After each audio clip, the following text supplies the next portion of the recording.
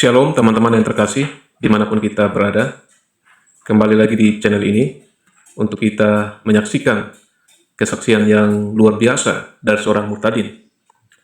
Teman-teman yang terkasih, kesaksian ini merupakan seorang pria muslim yang dikenal sangat fanatik terhadap keyakinannya.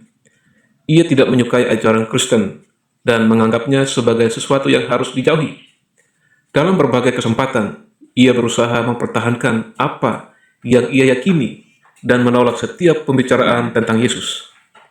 Namun hidup seringkali membawa seseorang pada perjalanan yang tidak pernah ia bayangkan.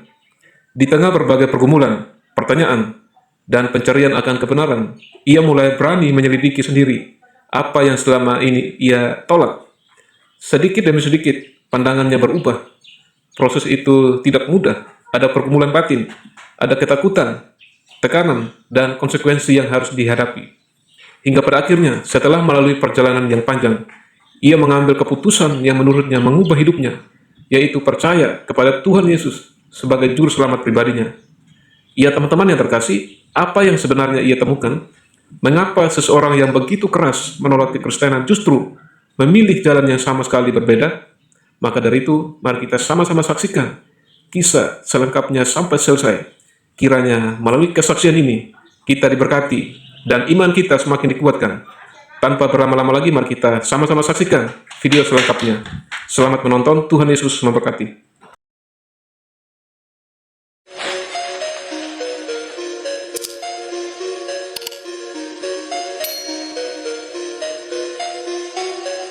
Semuanya shalom, selamat pagi ya, salam toleransi buat yang percaya, buat saudara-saudara saya non Kristen ya.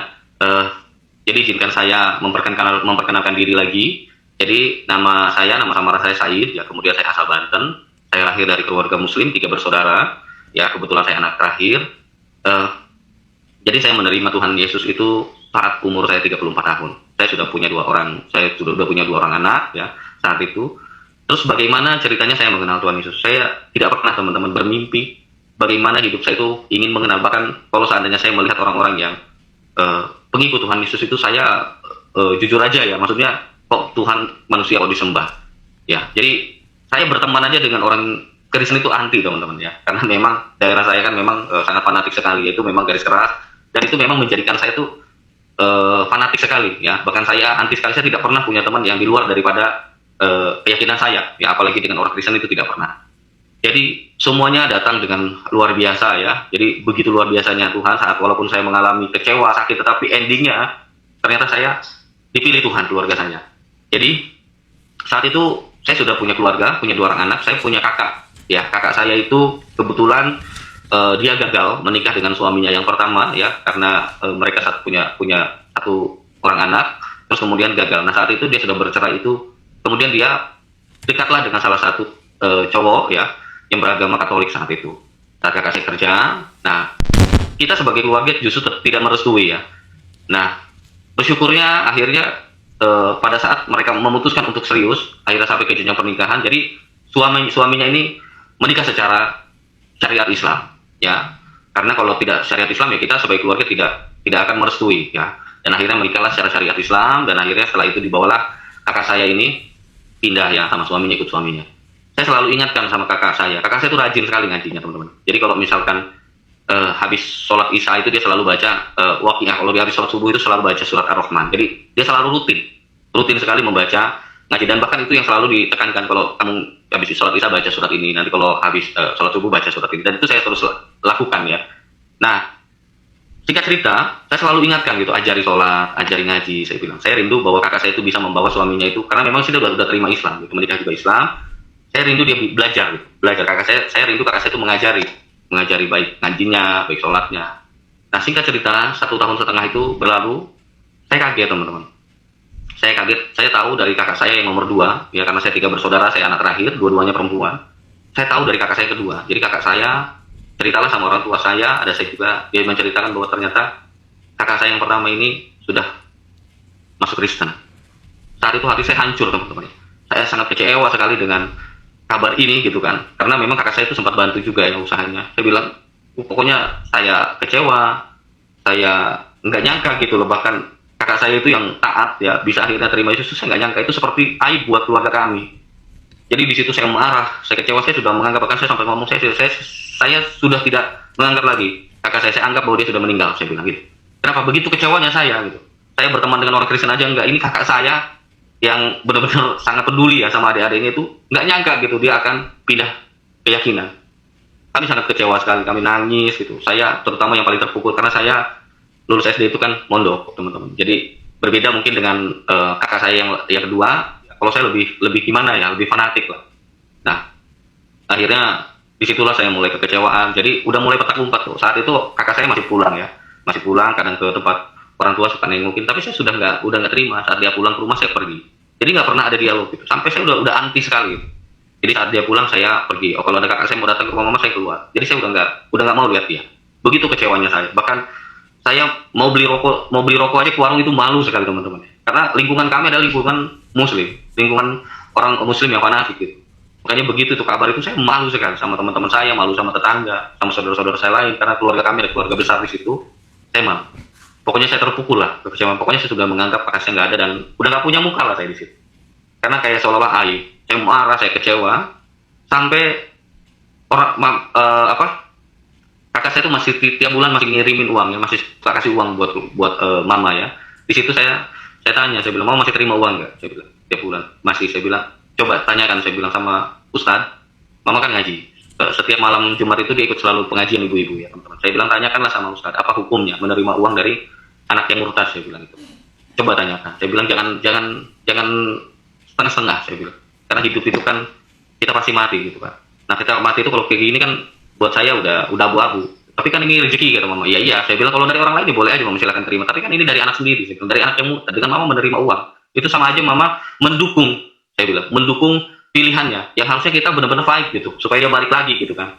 Tapi ini enggak, akhirnya dia sempat tanyakan sama ustadznya, guru di pengajiannya, dan akhirnya dari situlah mulai ada pertentangan, ada penolakan dalam keluarga, sehingga akhirnya kakak saya itu terbuang kurang lebih selama 2 tahun teman-teman, 2 tahun lebih lah. Jadi kakak saya itu sempat terhilang itu 2 tahun lebih, kita lost contact ya selama 2 tahun. Nah, selama 2 tahun itu mulailah ada rasa rindu ya, kabarnya di mana, terus tinggalnya di mana, karena kita lost contact, pulang enggak gitu, terus lost contact aja sama sekali. Dan akhirnya disitulah saya mulai rasa rindu teman-teman, karena dia paling peduli ya sama adiknya itu. Jadi saya mulai rindu dia di mana, terus masih hidup atau tidak gitu, karena kita nggak ada komunikasi sama sekali selama 2 tahun lebih ya. Jadi akhirnya di situ selama 2 tahun itu saya mulai bertanya-tanya. 1 tahun pertama itu saya bertanya-tanya, teman. Saya bilang, ya Allah gitu, kalau memang kakak saya ini menerima pindah keyakinan, saya bilang, kenapa hukuman ini harus dilimpahkan kepada kami gitu. Kami keluarga yang harus tersiksa gitu. Apalagi orang tua saya sebagai adik aja ngerasa kehilangan kakak itu sangat tersiksa teman-teman gitu. Karena namanya darah, ikatan darah, apalagi dia peduli sekali sama adiknya, sangat bertanggung jawab gitu. Itu benar-benar saya nggak sanggup gitu. Jauh dari kakak saya tuh nggak sanggup. Apalagi orang tua saya yang melahirkan mama ini. Jadi gimana perasaan mereka ya gitu. Saya bilang, ada yang salah nggak sih? Saya bilang, sampai ngomong gini, ya Allah, kalau memang kau maha kuasa, kenapa nggak kau yang menghukum saja kakak saya gitu? Kenapa hukuman itu dilemparkan kepada kita sehingga kita harus kehilangan keluarga kita? Dan akhirnya di situ saya bergumul ya. Saat itu saya banyak merenung dan akhirnya saya mulai senang lah lihat diskusi. Saya suka nonton YouTube ya, lihat diskusi lintas agama ya, senior kita ya kayak Pak Budi Asali ya. Zaman waktu itu kan saya belum kenal, tapi saya mulai ngikutin diskusinya mereka gitu kan. Nah, itu saya mulai kenapa ya gitu, kalau orang-orang Islam itu kalau ditanya larinya ke hadis, nggak ada sumber yang lain saya bilang untuk menguatkan narasinya gitu dari sumber yang lain gitu. Kalau misalkan kita bawa hadis kan itu sumbernya di internet Islam sendiri gitu, sedangkan belum tentu kita jelaskan kepada orang Kristen mengerti tentang hadis gitu kan. Maksud saya bisa nggak dibuktikan dengan sumber yang lain yang netral gitu kan. Nah, saya mulai tertarik tuh, mulai ada rasa ketertarikan gitu. Kalau di kekristenan itu bisa dibuktikan gitu dengan sumber yang lain, dia tampilkan data yang lain gitu tentang kisah, contohnya penyaliban gitu ataupun apapun itu, tidak pernah lepas dari sejarah, fakta sejarah. Nah, ini yang saya mulai itu, tapi ya belum percaya sepenuhnya, tidak gitu. Tetapi saya mulai ada ketertarikan.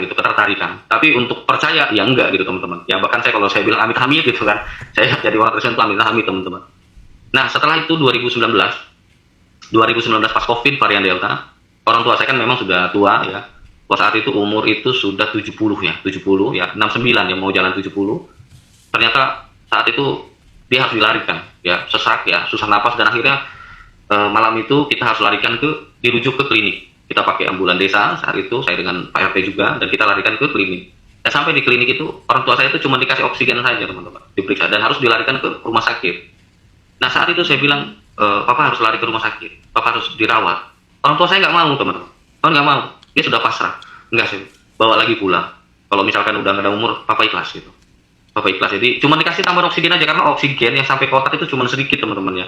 Jadi cuma ditambahkan oksigen di klinik itu, akhirnya harus dirujuk, dan Papa saya nggak mau, akhirnya dibawa pulang karena dia tetap nggak mau. Akhirnya kita bawa pulang, nggak dikasih obat, nggak dikasih apapun, sampai kesehatan itu berangsur-angsur makin buruk.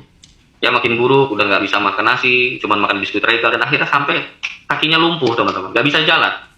Nggak bisa jalan. Saya waktu itu harapan saya sudah ikhlas gitu. Maksudnya kalau papa ini nggak ada, ya kita udah ikhlas, itu udah terima, termasuk mama juga saat itu kan. Dan saya nggak tahu siapa yang kasih kabar ke kakak saya. Ya. Saat itu saya malam itu habis mijiti orang tua saya, kakinya saya pijitin gitu kan, kakinya sampai saya larut saat itu. Kemudian saya tidur, jam 10 itu saya baru bangun teman-teman. Saya nggak sholat subuh juga, saya udah pokoknya jam 10 itu saya baru bangun. Tiba-tiba saya buka kamar itu, saya lihat ke dapur itu kakak saya pulang teman-teman. Kakak pertama saya pulang. Ya dia duduk di kursi saya kaget gitu. Dia pulang. Nah disitulah saya sudah nggak bisa ngomong apa-apa teman-teman. Pokoknya saya senang, campur aduk, sedih juga gitu. Dia berpulang, senang gitu. Jadi langsung saya raih kakinya, langsung saya minta maaf. Saya bilang, maafin saya yang jahat selama ini. Saya sudah keras sama orang tua sehingga kita terpisah, saya bilang. Nah jadi saat 2 tahun lebih itu saya udah mulai terbuka hati saya, sudah mulai terima gitu ya. Tapi ya itulah, jadi COVID varian Delta 2019 itu dipakai Tuhan, sehingga akhirnya kita berkumpul lagi. Akhirnya saya kakak saya duduk di kursi, saya akhirnya nangis di pahanya kakak saya minta maaf, saya akui teman-teman ya. Saya ceritakan semuanya, saya pengakuan dosa di situ sama kakak saya, dan kakak saya cuma ngeluh saja. Dan akhirnya dia bilang, ya sudah, kalau kakak pun di posisi kamu pasti kakak akan melakukan itu. Sudah, yang sudah terjadi sudah. Yang paling penting adalah kita berdoa untuk kesembuhannya Papa, supaya Tuhan masih berikan kesempatan untuk Papa itu. Karena waktu itu sudah parah teman-teman. Sudah parah, sudah lumpuh, badannya juga habis. Karena makanan nggak bisa masuk nasi teman-teman. Nah setelah itu, kemudian saya dibawalah sama kakak saya itu ke kamar bapak saya. Kemudian tangan saya dipegang sama kakak saya. Dia berdoa, dia minta sama Tuhan. Dan setelah berdoa, malamnya dia pulang lagi ya, karena dia rumahnya kan berbeda. Dia balik lagi ke rumahnya malam. Keesokan harinya saya kaget teman-teman. Keesokan harinya itu saya kaget. Begitu saya buka pintu, ya orang tua saya teriak mau ke kamar mandi. Saya bilang sebentar, saya bilang. Nah pas karena kalau ke kamar mandi kan harus saya angkat. Nah setelah saya buka pintu, apa yang terjadi teman-teman? Itu saya pas buka pintu kamar itu, orang tua saya itu berdiri di belakang pintu itu. Saya kaget saat itu. Saya bilang, Papa bisa jalan gitu, bisa bangun, ayo Pak, pelan-pelan, ayo. Saya sambil nahan di belakang begini, di belakang, ayo gitu, pelan-pelan jalan ke kamar mandi itu, sampai ke kamar mandi teman-teman, sampai dia balik lagi, itu bisa. Di situ saya terkagum sekali. Saya bilang keren ya, doanya orang Kristen ini luar biasa, saya bilang. Kenapa nggak ada obat yang diminum? Dan nggak ada juga, ya memang saya selama sholat itu saya doakan gitu. Tapi ini luar biasa teman-teman. Jadi maksudnya besok sebelumnya didoakan, malamnya kakak saya pulang, besoknya langsung bisa jalan. Saat hari itu saya ini minta kemana gitu. Ini orang Kristen ini minta kemana gitu. Dan saya aminkan saat itu, waktu saya dipegang tangan itu, kakak saya doakan itu saya aminkan. Apakah itu membuat saya percaya? Tidak teman-teman. Sekalipun mujizat itu di depan saya mengakui itu luar biasa. Saya nggak bertobat teman-teman, saya nggak terima Yesus. Dan saat keluarga kami dipulihkan, di satu momen itu saya ingin bawa kakak saya balik lagi. Jadi saat kita sudah dipulihkan, ya nomor kita sudah tukeran nomor lagi, kita sudah ada komunikasi. Saya ada satu malam itu, saya pengen ngajak kakak saya itu balik lagi. Ini setelah orang tua saya kemudian masuk kuliah, saya pengen ajak dia balik lagi ke keyakinan saya yang lama, keyakinan kakak saya yang lama. Nah tapi luar biasanya apa? Begitu saya tanya kakak saya, apa yang membuat kakak menjadi orang Kristen? Dia ceritakanlah kesaksian.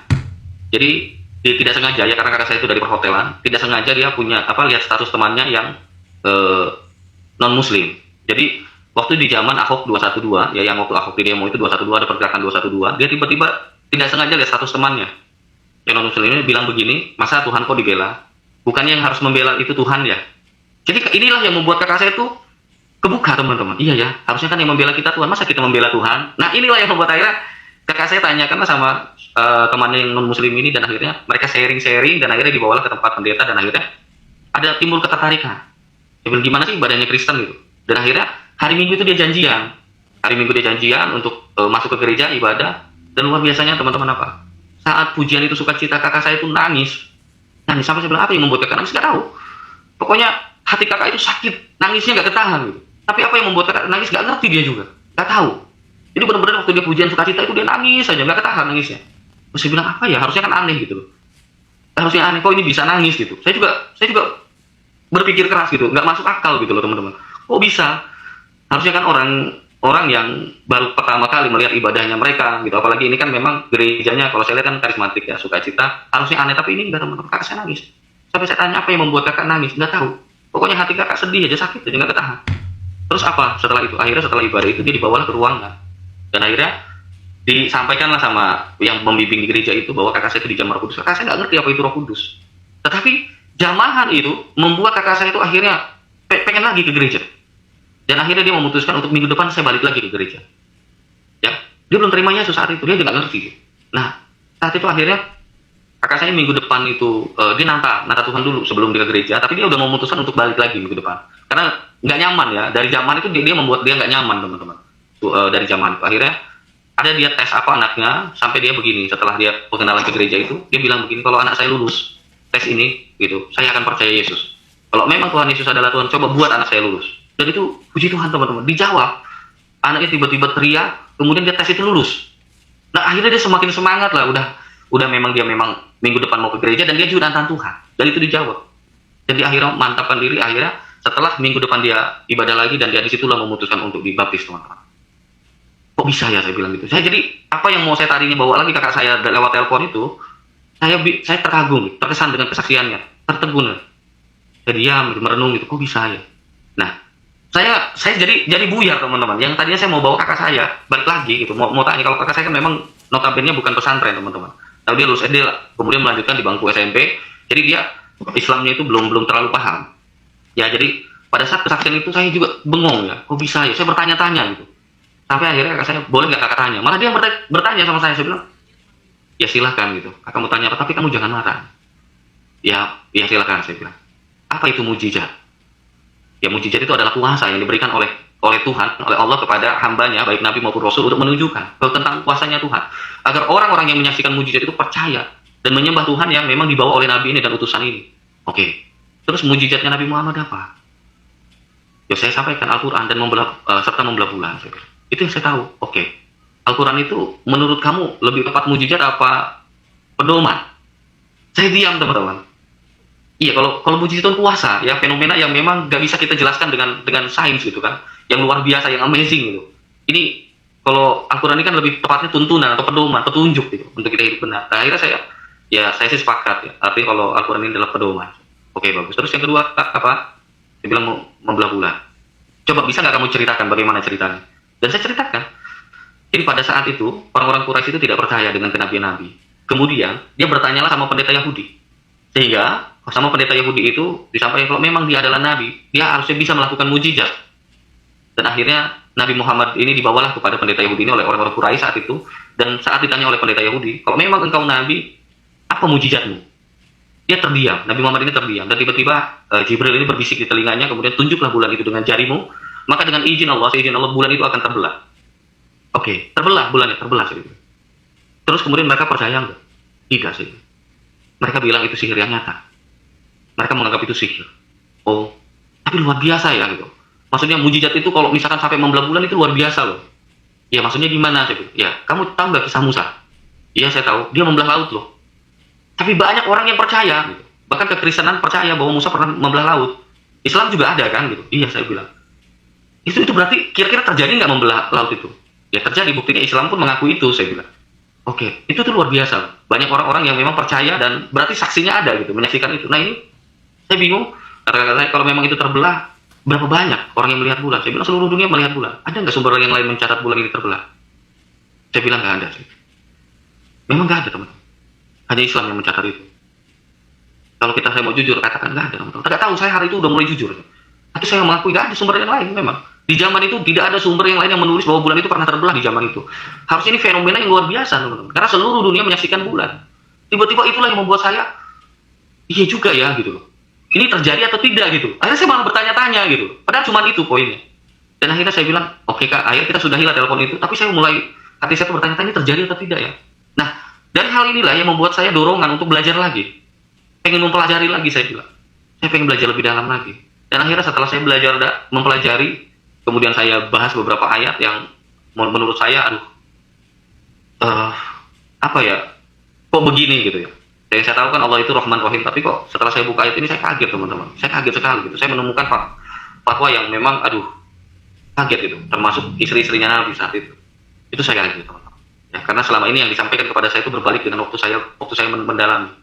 Yang pertama tentang surat-surat ya, perintah-perintah tentang membunuh orang-orang Yahudi ya. Dan itu buat saya aduh kok seperti ini gitu. Nah, itulah yang membuat saya itu ragu, dan akhirnya saya tinggalin teman-teman ya, saya sudah tidak melakukan sholat lagi. Saya sudah ragu, kok begini ya. Ya mungkin saya nggak akan cerita banyak, tapi teman-teman pasti mengerti ya. Jadi begitu saya buka, saya kaget teman-teman menemukan kok gini ya. Termasuk kayak misalkan salah satunya nikah mut'ah ya, terus penggala telinga leher orang Yahudi segala macam, itu saya sempat kaget teman-teman ya. Ya termasuk juga sama sejarahnya gitu kepada istri-istrinya, itu kaget. Saya selama ini nggak pernah dapat itu teman, nggak pernah dapat itu. Yang saya dapatkan itu adalah begitu mulia ya, tapi begitu saya gali saya kaget. Disitulah yang saya udah nggak percaya lagi. Saya bilang berbalik dengan apa yang saya belajar dulu. Saya kecewa teman-teman. Saya kecewa, saya kemudian udah nggak sholat lagi ya, sudah nggak lagi sholat, saya udah ragu. Ini ada yang salah saya bilang di sini. Ya itulah selama 2,5 bulan ya, hampir 3 bulan itu ya, 2,5 bulan atau sampai 3 bulan itu saya sudah tidak sholat. Jadi saya kayak orang ateis teman-teman ya. Jadi saya kayak orang nggak punya agama ya. Saya sudah tidak percaya dengan keyakinan saya, tapi saya juga nggak tahu kemana gitu. Karena kakak saya juga nggak pernah ngajak saya jadi orang Kristen, tidak pernah teman-teman. Dan saya di situ bergumul, kok saya nggak punya agama ya, saya bilang. Terus keyakinan saya apa? Saya sholat udah nggak mau, istri saya masih sholat, orang tua saya udah nggak mau, teman saya lepasin semuanya. Karena begitu saya buka, saya kaget gitu. Fakta ini saya kaget gitu. Saya juga nggak percaya teman, sampai nangis saya. Kok saya nggak pernah menemukan ini selama saya belajar. Dan akhirnya saya bergumul ya, artinya waktu itu saya nggak tahu bergumul itu, tapi saya banyak bertanya-tanya di hati saya, ini kemana sih? Kok saya nggak punya Tuhan gitu sekarang? Dan akhirnya ada suara di dalam hati saya itu, coba kamu cari tentang Isa Al-Masih di dalam Al-Quran. Ada suara seperti itu ya. Saya nggak tahu itu suara dari mana, tapi itulah yang membuat saya akhirnya menggali tentang sosok Isa Al-Masih ini di dalam Al-Quran. Dan setelah saya dorong itu, saya kemudian buka, saya googling siapa sosok Isa Al-Masih di dalam Al-Quran, dan saya kaget, tercengang bagaimana dia begitu dimuliakan. Ya, begitu dimuliakan dan luar biasa sosok ini gitu. Yang saya juga terkagum gitu. Ini ada nggak sih orang yang seperti ini gitu ya? Yang pertama adalah bahwa dia tidak diciptakan teman-teman. Ya, saya katakan dia tidak diciptakan. Kenapa? Karena dia utus rohnya Allah sendiri. Ya, di Maryam 17 dikatakan bahwa ruh Allah, ruhana ini menampakkan diri. Dan kita tahu bahwa ruhina itu adalah ruh kami. Dia utus ruh kami kepada Maryam untuk menampakkan diri menjadi laki-laki yang sempurna. Kemudian di Al-Anbiya 91, dari ruhina ini walati ahsanat farjaha wa nafakhna fiha mir ruhina. Nah, ruhina ini ruh kami atau Allah ini ditiupkan ke farjahannya Maryam. Jadi diutus dari ruh ini, kemudian dari ruh ini ditiupkan ke farjahannya Maria, ruhina. Dan saya tahu bahwa Jibril itu tidak pernah punya gelar ruhina. Jibril itu gelarnya Ruhul Amin atau Ruhul Kudus di dalam Al-Quran. Nah, ruhina ini adalah ruh kami, ruh Allah. Karena nahnunya atau domirna itu kembali kepada Allah. Jadi yang dikandung oleh Maria itu adalah ruh Allah. Nggak bisa saya pungkiri, karena ayatnya jelas. Kemudian di At-Tahrim 12 juga sama dijelaskan begitu. Nah, kemudian di ruh Allah ini ditiupkanlah ke farjahannya Maria. Jadi ini sangat luar biasa, dan dikatakan di dalam Ali Imran 45 bahwa Isa itu bukan hanya juga ruhnya Allah, tetapi kalimatnya. Dan ketika malaikat itu berkata, ya Maryam, innallaha yubashiruki, bahwa sesungguhnya Allah mengabarkan kabar gembira kepadamu, bi kalimati minhu, firmannya, ismuhu Al-Masih ibnu Maryam, wajihan fi dunia wal akhirah, yaitu namanya Al-Masih putra Maryam, orang yang dimuliakan di dunia maupun di akhirat. Allah mengkonfirmasi bahwa Isa adalah firmannya. Apa kita mau bantah ayat itu? Tidak. Bahkan domirnya itu domirhu, bi kalimati minhu, firmannya. Kalau saya lihat dari bagaimana prosesnya Isa, ya, di mana penciptaannya? Dia utus rohnya, dia tiupkan rohnya. Kemudian Isa bukan hanya rohnya, tetapi firmannya. Maka dikonfirmasi di dalam An-Nisa 171, ya ahlal kitabi, la taghlu fi dinikum wa la taqulu 'alallahi ilal haq. Innamal masihu Isa ibnu Maryam rasulullah wa kalimatuh. Wahai ahli kitab, janganlah kalian berlebihan dalam agama kalian, dan janganlah mengatakan kepada Allah kecuali yang benar. Sesungguhnya Al-Masih putra Maryam adalah utusan Allah dan kalimatnya. Dia memang utusan dan kalimatnya, firmannya. Rasulullahi wa kalimatu. Dia utusan dan kalimatnya dan firmannya. Alqaha ila Maryam wa ruhu minhu, yang disampaikan kepada Maria dan rohnya. An-Nisa 171 mengkonfirmasi bahwa Isa adalah kalimatnya dan adalah ruhnya juga. Allah yang ngomong. Ya ahlal kitabi, kata Allah, wahai ahli kitab. Itu apakah kita akan kemudian menolak ayat itu? Tidak. Saya baca ayat itu dan kemudian saya kaget. Wala taqulu salasa. Jangan kalian mengatakan tiga. Tiga yang mana dimaksud ayat itu? Allah ingin menegaskan bahwa dia adalah firman, roh, dan zat Allah sendiri. Karena yang dibahas dengan ayat itu adalah tentang itu, tentang firmannya, tentang rohnya, tentang Allah sendiri. Tidak ada kata roh di dalam Arab itu. Wala taqulu salasa. Dan saya juga tidak mengerti bagaimana ulama ini mentafsirkan di tengah-tengah itu kata roh itu, padahal original teksnya wala taqulu salasa. Jangan kalian mengatakan tiga. Tiga yang mana yang dimaksud kalimat itu? Kalau kita lihat ayat-ayat yang lain, begitu luar biasa. Dia utus rohnya, dia tiupkan juga rohnya, dikandung oleh Maria, ruhina, ruhana. At-Tahrim ayat 12 juga. Kemudian Ali Imran 45 juga dia mengatakan, Allah mengatakan bahwa Isa adalah firman-Nya, namanya Isa. Apa kita akan menolak? Kemudian dikonfirmasi di An-Nisa 171 bahwa dia firman dan ruhnya Allah. Maka Allah mengatakan subhanahu ayakuna lahu walad di ayat itu. Maha suci dia atas segala kemuliaannya karena dia memiliki putra. Apa yang mau kita tolak dengan ayat itu? Saya tidak masuk kepada tafsirnya teman-teman, tetapi saya masuk kepada original teksnya. Dan akhirnya saya sepakat karena tidak ada. Di mana ayat dia bahwa dia diciptakan seperti Adam? Inna masalah Isa kama sali Adam khalaqahu min turabin summa qala lahu kun fayakun. Itu berbeda pandangan teman-teman. Sesungguhnya perumpamaan Isa di sisi Allah sama seperti Adam. Khalaqahu min turabin summa qala lahu kun fayakun. Dia mengatakan bahwa Allah menciptakan Adam dari debu tanah. Isa tidak diciptakan dari debu. Apakah kita akan mengatakan bahwa Isa sama seperti Adam? Berbeda teman-teman. Isa punya ibu, Adam tidak punya ibu. Artinya apa? Bahwa ini ayat menerangkan bahwa Isa adalah Adam kedua. Karena mengatakan ini masalah Isa indallah kama sali Adam. Sesungguhnya perumpamaan Isa di sisi Allah sama seperti Adam. Yaitu Isa yang tidak berdosa. Adam juga dulu diciptakan tidak berdosa. Karena mana ada buktinya? Bahkan dikatakan, dikonfirmasi oleh Al-Quran, Isa tidak pernah ada dosa teman-teman. Satupun pelanggaran yang dilakukan Isa tidak ada. Maka dikatakan dia suci. Bahkan dengan doanya Maryam, Isa tidak pernah tersentuh oleh setan teman-teman. Makanya dia suci. Belum lagi mujizatnya, dia buat burung dari tanah liat dan kemudian ditiupkan ruh ya ke dalam burung ini, kemudian dia bisa jadi burung sungguhan. Itu sedang menceritakan bahwa dia adalah pencipta. Dia adalah firman yang menjadikan innama amruhu idza arada syai'an ayaqula lahu kun fayakun. Dia firmannya teman-teman. Makanya dia punya kuasa saat dia menciptakan burung dan dia tiupkan kun fayakun, dia jadi. Itu sedang menerangkan dirinya adalah pencipta, dia adalah firmannya. Karena kita semua dijadikan oleh firmannya. Yasin 82 juga mengatakan demikian. Dan kemudian apakah dia kebetulan orang yang dimuliakan? Hanya dia dimuliakan. Kemudian kita adalah orang-orang yang bersandar diri kepada Isa adalah orang-orang muslim. Al-Maidah ayat 111. Dia adalah jalan yang lurus. Al-Baqarah ayat 210 Allah mengatakan dia akan datang menjelang hari kiamat dalam naungan awan bersama malaikatnya untuk melakukan penghisaban.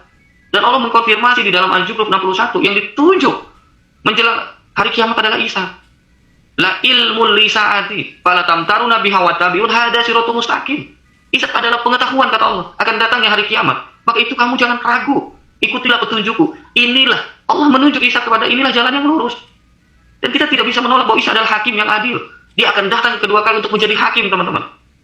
Dan semua orang-orang Yahudi, baik Yahudi, Kristen, Islam, semua menantikan Isa. Karena dia akan datang menjelang hari kiamat. Siapa lagi? Dan Allah mengatakan Allah akan datang dalam naungan awan. Dan kita tahu bahwa Allah mengatakan sendiri Al-Hadid ayat 3, wal awal wal akhir wal dzahir wal batin. Dialah yang awal, dialah yang akhir. Akulah yang nampak, yang jelas, yang nampak, yang wujud. Dan aku yang tidak berwujud. Allah yang mengatakan itu. Kemudian apa yang nampak Allah itu? Bagaimana Allah yang nampak? Sedangkan Allah mengatakan di ayat yang lain, dia akan datang. Siapa yang akan datang itu teman-teman? Tidak lain adalah Isa. Karena dialah yang akan dituju Allah. Sebagai pengetahuan akan datangnya hari kiamat. Dia akan datang. Jadi pada saat kita menantikan, menjelang kiamat itu menantikan Isa teman-teman.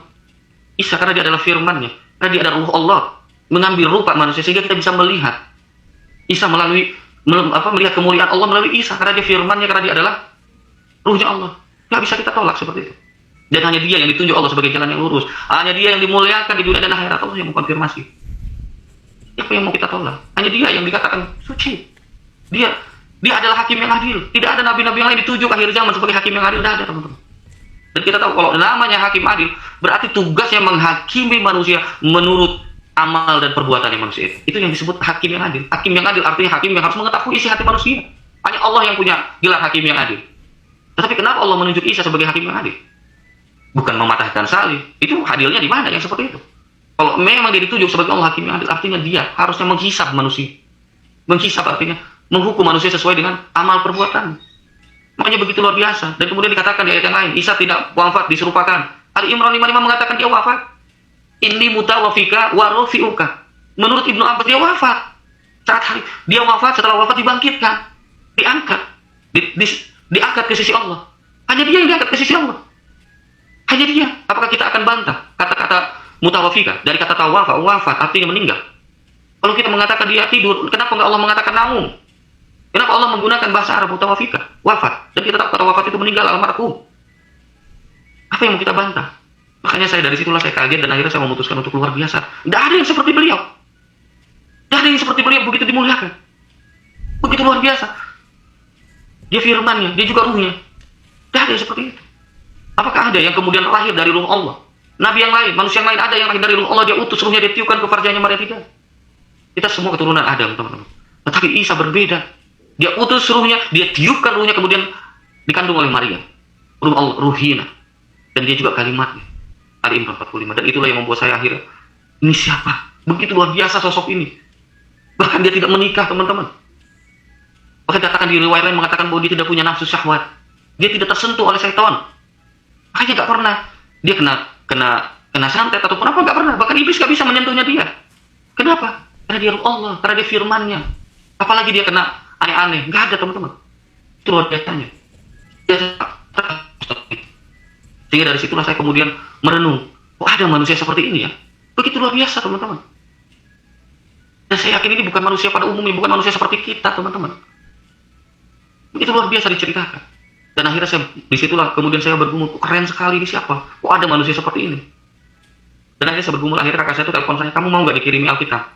Saya bilang nggak apa-apa, buat saya belajar. Akhirnya saya dikirimi Alkitab. Pada saat Alkitab itu sampai kepada saya, itu saya sudah belajar di situ. Itu saya mengerti tidak, saya buka kejadian itu saya nggak ngerti, teman-teman. Saya tidak mengerti, ya, tidak mengerti bagaimana saya buka kitab kejadian. Pada nggak ngerti, teman-teman. Saya pusing bacanya. Akhirnya saya nggak teruskan baca. Ya, belum habis saya satu pasal saya nggak baca, teman-teman. Saya nggak ngerti. Tiba-tiba dalam hati saya itu didorong, coba kamu cari Isa Al-Masih menurut Alkitab. Dan akhirnya saya cari googling, teman-teman. Isa Al-Masih menurut Alkitab, saya kaget. Ternyata dia utus roh, dia utus firman-Nya. Yohanes 1 ayat 1, Yohanes 1:14. Firman itu telah menjadi manusia dan diam di antara kita. Itulah teman-teman yang saya membuat. Saya kata kok ini sama seperti Ali Imran 45. Ali Imran 45 juga mengatakan dia adalah firman-Nya, dia adalah kalimatnya. Dia dimuliakan di dunia dan akhirat. Begitu luar biasa, dia juga hakim. Dan dia juga akan datang menjelang hari kiamat. Saya bilang apakah itu kebetulan? Tidak, teman-teman. Dan saya bilang, dan saya mantapkan. Saya mau percaya Isa, saya mau percaya Yesus. Jadi saya mengenal Isa Al-Masih melalui Al-Quran, teman-teman. Ya kemudian Tuhan arahkan saya, Tuhan dorong saya konfirmasi di dalam Alkitab, itu benar-benar luar biasa, teman-teman. Banyak sekali kesamaan. Mungkin saya akan mengatakan memang ada perbedaan, tapi banyak kesamaan, teman-teman. Dan saya memutuskan untuk mengikuti Isa. Dari saya saat itu saya izin, ya saya sudah nggak nyaman. Saya pokoknya pengen ikut Isa, saya pengen ikuti Yesus. Akhirnya saya bilanglah sama mama saya lagi masak saat itu, saya bilang, Mah, saya mau menjadi orang Kristen. Mama saya juga kaget, tapi dia nggak bisa ngomong apa-apa, teman-teman. Cuma ngomong ya udah, kalau memang itu kamu mantap, karena sudah ada kakak saya kan, jadi nggak terlalu kaget. Ya kalau memang kamu mantap, ya sudah, jadi orang Kristen yang baik. Itu pesan orang mama saya. Kemudian saya paling takut sama bapak saya, teman-teman. Sama papa saya paling takut karena keras sekali bapak saya. Saat itu gimana saya ngomong sama bapak saya gitu kan. Dan Tuhan kayak sediakan momennya itu. Jadi kalau malam itu kan saya suka pijitin kakinya. Yang saya pijitin, saya di situ didorong, kamu bicara, kamu ngomong sekarang. Dan saya ngomong di situ, saya bilang, Pak, saya minta izin, saya bilang, saya mau jadi orang Kristen. Dan bapak saya tuh bilang begini, ya udah kalau memang itu kamu yakin di situ ya sudah, tapi jangan pernah anggap Isa sebagai Tuhan ya. Anggap Yesus sebagai Tuhan ya. Dia manusia, kata bapak saya. Saya bilang, saya diam aja nggak jawab. Tapi saya udah mencari, teman-teman. Udah mencari, dan saya yakin ini bukan manusia seperti yang kita, manusia luar biasa, teman-teman. Dia ada firman. Kemudian dari situlah saya kemudian oke, dan istri saya, teman-teman, saya minta izin saat saya mau tidur. Saya bilang, Bun, saya mau jadi orang Kristen. Istri saya kaget, teman-teman. Dia juga shock, marah. Kok bisa gitu? Saya bilang, saya mencari. Dan saya sudah mantap sekali bahwa ini adalah Tuhan. Nggak ada manusia yang seperti dia. Kemudian istri saya kaget ya, mungkin shock. Terus, saya sudah yakin. Saya bilang, saya sudah yakin. Saya sudah mantap. Kemudian dia bilang apa? Ya sudah, kalau memang saya sudah yakin, ya sudah. Gitu. Ceraiin Bunda. Saya diam, teman-teman. Jadi saya dilema saat itu. Saya mana mengikut Tuhan, atau saya kehilangan anak istri saya, teman-teman. Karena istri saya minta cerai, saya diam. Saya nggak jawab apa-apa. Kemudian saya diam. Saya bilang, hati saya bingung gitu, kemana saya harus ikut siapa gitu. Saya harus kehilangan keluarga saya atau memang saya ikut Tuhan. Dan akhirnya saya diam aja, saya bergumul. Kemudian lain waktu saya ngobrol, bicara lagi sama istri saya yang kedua kali. Saya bilang, Bun, saya sudah yakin, sudah mantap. Saya mau jadi orang Kristen, saya mau ikut Yesus. Ya udah, kalau memang itu udah pilihan, udah nggak apa-apa. Tapi tolong ceraiin Bunda, anterin Bunda ke rumah orang tua. Saya diam, teman, saya nggak jawab. Dan tiba-tiba di dalam hati saya itu ada dorongan, kamu berdoa, kamu minta sama Isa, kamu minta sama Yesus. Kemudian jam 2 itu saya bangun teman-teman ya. Jam 2 itu saya bangun, kemudian saya gelar sajadah, ya karena di rumah orang tua saya itu kan ada kamar yang khusus kita buat sholat. Saya nggak sholat teman-teman. Saya gelar sajadah, saya kemudian duduk, saya berdoa sama Tuhan, saya minta begini, saya bilang, Tuhan, kalau memang Engkau Isa atau Yesus Kristus adalah Tuhan yang benar, saya bilang, Engkau menciptakan alam semesta ini dengan begitu mudahnya. Tolong Tuhan balikan hati istri saya agar dia menerima saya menjadi orang Kristen. Itu aja saya doain. Begitu saya nangis sekali, sulit sekali saat itu saya. Sulit sekali pilihan saat itu saya. Saya ikut Yesus atau kehilangan anak istri saya karena saya udah punya anak 2 teman-teman. Jadi akhirnya nangis saya saat itu bingung gitu. Saat itu saya dilema gitu. Tapi saya sudah benar-benar terpanggil gitu. Sudah nggak nyaman gitu. Saya pengen ikut Tuhan, saya pengen ikut Tuhan gitu. Saya nggak nyaman setiap harinya dibuat gelisah teman-teman. Sampai akhirnya saya dikasih waktu sama Tuhan ya. Padahal saya nggak direncanakan, kami ada waktu me time berdua sama istri saya, dan kemudian setelah kita jalan, saya didorong saat itu setelah berdoa itu besoknya, saya didorong untuk cerita, kamu bicara lagi, ngomong sama istrimu. Dan saya sampaikan, saya bilang, Bun, saya mau jadi orang Kristen. Gimana? Istri saya terdiam, nggak ngomong apa-apa. Saya tanya lagi, gimana Bun? Dia diam, sampai 3 kali saya tanya, dan akhirnya setelah 3 kali saya tanya, dia bilang, ya sudah. Cuma itu aja, ya sudah. Ya sudah apa? Ya kalau memang ayah yakin dan percaya, ya sudah. Ya sudah gimana? Ya sudah, Bunda terima aja jadi orang Kristen. Tapi dengan satu syarat. Jangan pernah ajak Bunda jadi orang Kristen. Itulah istri saya. Itu saya senang, tapi ya saya juga sedih. Ya udahlah, yang penting saya gak jadi cerai. Saya senang sekali. Dan akhirnya saya bersyukur sama Tuhan. Saya bilang luar biasa. Begitu kuasanya Tuhan. Sampai dia bisa membalikan hati istri saya. Padahal dia minta cerai, teman-teman. Tapi begitu luar biasanya kuasanya saya bisa rasakan. Bukan hanya mujizat, kuasanya luar biasa. Dia bisa membalikan hati istri saya. Yang dia minta cerai. Dibalikkan, teman-teman. Dia menerima saya. Dan saya, saat itu setelah saya dapat izin dari istri, kemudian malam saya telepon kakak saya bilang, saya mau dibaptis. Loh, kok buru-buru? Belajar dulu. Enggak, saya mau dibaptis. Kok kenapa buru-buru? Kamu kan belum mengerti. Saya bilang, enggak apa. Saya mau dibaptis, saya sudah yakin, saya sudah percaya. Tapi kamu belajar dulu. Loh, saya bilang, kakak bisa jamin nggak saya masih hidup sampai besok? Karena waktu itu saya dalam ketakutan, teman-teman. Seolah-olah tuh saya mau mati sebentar lagi. Saat itu saya nggak ngerti. Kok timbul perasaan itu di dalam hati saya? Pokoknya saya pengen cepat dibaptis, pengen cepat dibaptis, teman-teman. Padahal saya belum belajar. Akhirnya kakak saya itu konseling. Ya kebetulan ada teman dari suaminya, dia pendeta di Bandung. Dia konseling, dia tanyakan itu. Karena saya minta, teman. Kakak saya nggak boleh, saya belajar dulu, tapi saya nggak mau. Saya bilang, saya pengen dibaptis dulu. Saya takut meninggal, teman. Saya takut mati sekali saat itu. Dan akhirnya dia konseling sama sharing sama bapak pendeta yang ada di Bandung, dan akhirnya dia datanglah ke Banten, dan akhirnya harus cari hotel dan saya dibaptis malam. Dan dari situlah saya mulai dimuridkan, tinggal sama pendeta ini. 1 tahun istri saya ikut, padahal saya sudah larang gak usah ikut, tapi dia pengen ikut bawa anak saya yang kecil, karena anak saya yang besar itu kan udah SMP, tinggal sama orang tua saya. Akhirnya di sana di Banten saya tinggalkan, dan kemudian saya berangkatlah ke Bandung. Nah, selama saya tinggal di Bandung itu, ya sholat, saya suruh sholat, teman-teman. Saya pegang komitmen itu, saya tidak pernah ngajak istri saya untuk jadi orang Kristen, tidak. Bahkan saya selalu ingatkan, kalau pagi saya ada doa itu jam 4:30 saya ada doa sama bapak pendeta, saya bangun nih. Saya bilang, Bunda sholat subuh. Ya. Kalau malam Jumat biasa kita ngaji, saya ingetin, Bunda kirim hadiah buat keluarga. Ya. Hadoro gitu, kirim hadiah buat keluarga ini. Karena itu yang selalu kita lakukan. Kalau Jumat itu saya ngaji di rumah, teman-teman. Sholat maghribnya di rumah, kita ngaji sama gitu biasanya. Jadi saya selalu ingatkan. Tapi apa yang saya lakukan? Jadi setiap malam saya itu selalu terbangun jam 2, jam 3, jam 1 kadang-kadang berdoa, teman-teman. Di luar kamar saya tempat tidur itu ada namanya sepeda. Itu tempat saya berlutut. Jadi kalau saya bangun jam 2, jam 1, jam 3 saya berlutut, saya nangis sama Tuhan. Tuhan selamatkan keluarga saya, selamatkan istri saya. Saya lakukan selama setahun seperti itu, teman-teman. Ya mungkin ada skip yang sehari 2 hari itu saya gak doa, tapi saya rajin gitu untuk doa itu, teman-teman. Jadi setiap malam itu kalau saya kebangun, saya pasti bawa doa. Saya nangis sama Tuhan. Saya nggak tahu kalau doa jam segitu tuh saya tuh ngerasa dekat sama Tuhan. Saya merasa bahwa Tuhan itu ada di depan saya gitu. Itu saya nangis, teman-teman. Dan 1 tahun kemudian istri saya nantang Tuhan. Karena selama 1 tahun saya tinggal di tempat pendeta ini, saya nggak ada pekerjaan, teman-teman. Dan istri saya rindu gitu, karena bekal dari kampung juga habis. Dan akhirnya dia nantang Tuhan. Jadi saat subuh itu saya bangunin, Bunda sholat subuh gitu. Ada sholat subuh, saya ibadah juga di bawah. Nah, saya nggak tahu dia bergumul apa gitu saat itu. Nah, tiba-tiba jam 8 kakak saya hubungi saya, mau ikut nggak gitu. Kita ke Pengalengan, ke rumah bapak rohaninya pendeta ini. Ayo, akhirnya kakak saya berangkatlah ke Bandung. Nah, siang itu setelah sampai Bandung berangkat langsung ke Pengalengan. Nah, jam setengah 12 malam kita pulanglah dari Pengalengan itu. Tiba-tiba jam setengah 12 itu ada telepon. Nah, kebetulan saya satu mobil sama ibu gembala ini, karena kita berangkat 2 mobil kan, bapak pendeta di depan, ibu gembala di tengah, saya di jok belakang. Ya, di jok ketiga, karena mobilnya Innova, saya, istri saya, dan anak saya. Setengah 12 itu ada telepon dari loudspeaker sama ibu gembala ini.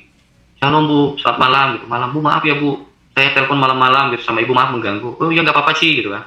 Jadi gini Bu, saya kok digerakin Tuhan Yesus suruh telepon ibu, suruh hubungi ibu. Ya memang ada apa sih? Ya karena kita lagi butuh karyawan Bu. Tiba-tiba spontan istri saya di belakang dia nyaut, itu doa saya tante. Emang kamu tuh apa gitu kan? Udah nanti ceritanya di rumah, sampai di rumah ternyata saya kaget. Dia nantang Tuhan. Setelah dia sholat subuh itu tadi pagi, dia bergumul.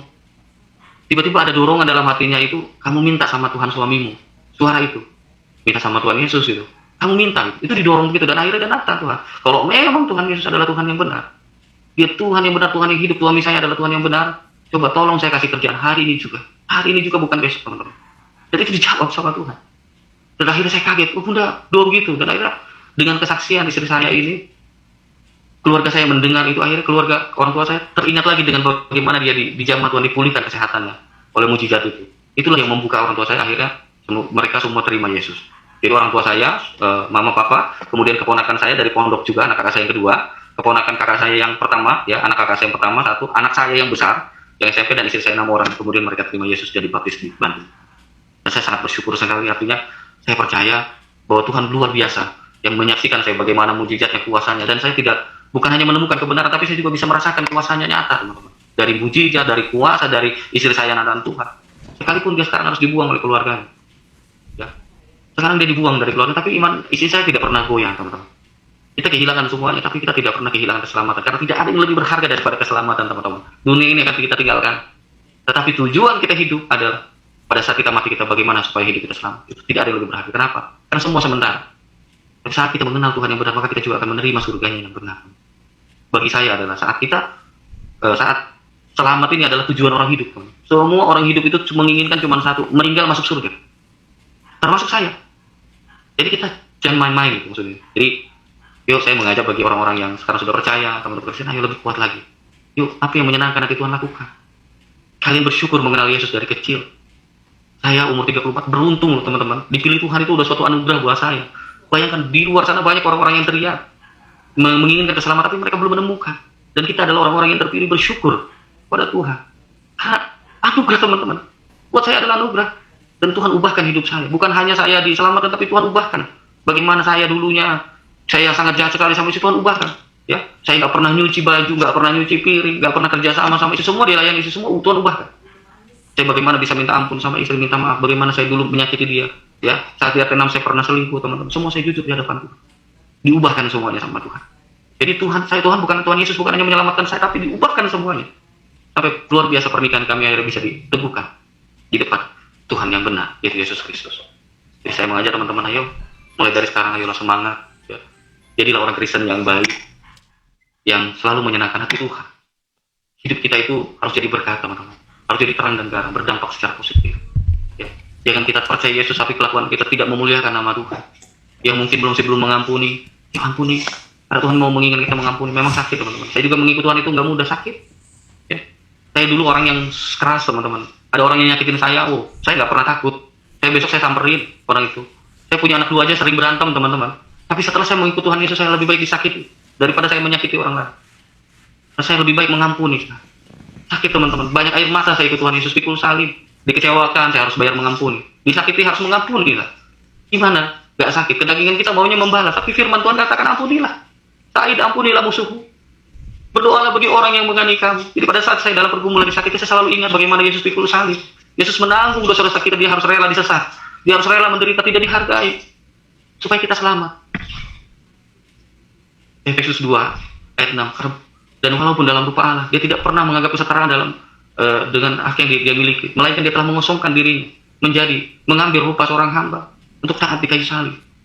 Dia ingin mengajarkan kepada kita, teman-teman. Bukan hanya ingin menyelamatkan kepada kita, tapi dia juga ingin mengajarkan. Ini loh mengampuni itu.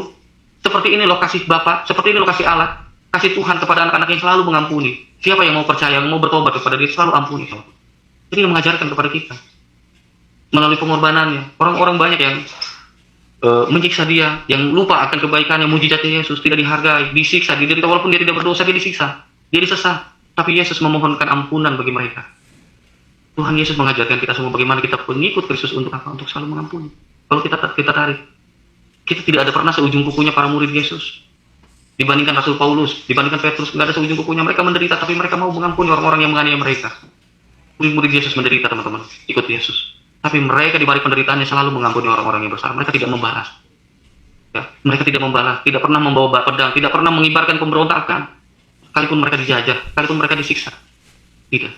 Dan itulah kekristenan yang luar biasa. Sekalipun datang bukan membawa pedang, tapi kekristenan itu bisa bertumbuh. Dan saya percaya itu semua karena kuasanya Tuhan. Karena Tuhan yang benar akan membela kebenaran yang dia bawa. Tuhan yang benar tidak perlu dibela, teman-teman. Tapi dia bisa membela kebenaran yang dia bawa. Maka dari itu kekristenan itu lahir bukan membawa pedang, tetapi melalui kuasa Tuhan, kuasa Tuhan membela anak-anak. Makanya anak-anak Tuhan rela menderita, rela mati, bahkan nyawanya pun dia berikan untuk Tuhan, untuk melayani Tuhan.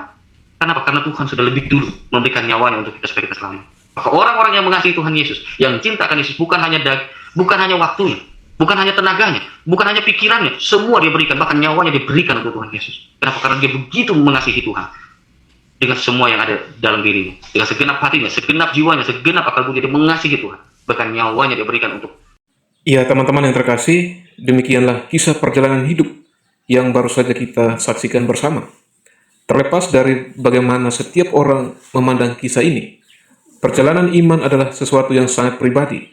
Setiap keputusan besar dalam hidup biasanya lahir dari pergumulan, pencarian, doa, dan keyakinan yang mendalam.